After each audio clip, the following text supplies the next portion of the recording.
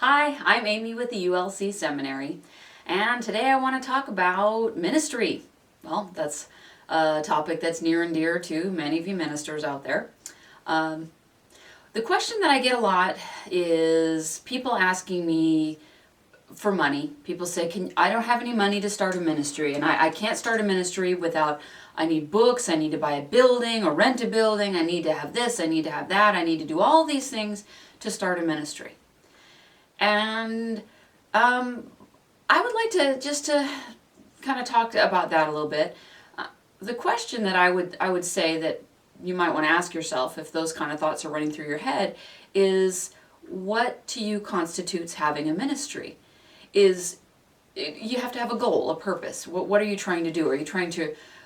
Is your goal to have a big building and have lots of people come and admire you and talk about what a great job you're doing and such, or is it more about wanting to help people? And I think a lot of you, your instinct is to say, well, I want to help people, of course, because why else would we be doing what we were doing if we aren't trying to help people? Well, I find that it's easier to help one person at a time. Sometimes you might find yourself with an opportunity to help a lot of people. I try and do that with videos or the kind words or newsletters or whatever. But I also find that just sometimes one email to one person who needs it, listening to them, or people who aren't online ministers, people who I come across on a daily basis. Maybe I'll see them in a class that I'm in, or sometimes talking to someone in the store. Maybe someone who clearly just needs a hello, somebody to say, hello, I see you. Sometimes that's all it takes. And that's a ministry. Ministry is about ministering to people, is giving them what they need, some kind of a spiritual guidance. And the spiritual guidance can be as simple as hi, hello, or I'm sorry for your loss. What can I do to help? Or let me get that door for you, or anything. There can be anything that you can do that helps another person and gives them a sense of peace and comfort. That's a ministry. You don't need a building.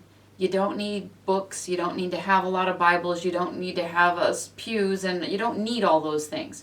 That is one way of doing it, by getting a whole bunch of people all in one spot. You can do that in the park too. You can do that in a lot of places. You can do it online. You can do a combination of things. You can do it through a Skype group, or there's online options. There's all kinds of things that you can do. But I think the important thing, and something that we all ought to consider, is what are you doing, first of all, for yourself, to put yourself in the best possible spiritual position you can be in, loving yourself, being kind to yourself. Because once you're doing good things for yourself and learning and growing and changing, you're going to affect the people around you. It's just a given. If you are feeling good about yourself and you're taking a deep breath and filling yourself full of love and gold and beauty and whatever, it's going to come right back out through your pores. You're going to be passing it along. You're going to be having a smile from inside that is contagious, that other people are going to see. And you're going to be able to share that with others. And that's what's important, is passing it along and sharing even with one person, listening to somebody, not just spouting off, this is my opinion, but listening to them and hearing what it is that they need and just offering your support. If they need guidance, offer guidance. If they just need an ear, or they just need you to be there for them, you can do that. And that is a ministry. That all counts. Everything counts. I see a lot of people out there who think that nothing they do matters, nothing they do affects anybody, nobody cares. I can tell you that's not the case. I've had people do some very small things for me. Well, they probably thought of them as small things, which really meant the world to me. And it's hard to even sometimes put into words, going, that is just what I needed today, thank you. I have people who tell me when they get the kind words that say, that's just what I needed to hear today, thank you. It's my pleasure. I love sending them out. And a lot of times I get the messages back, and that's just what I needed to hear.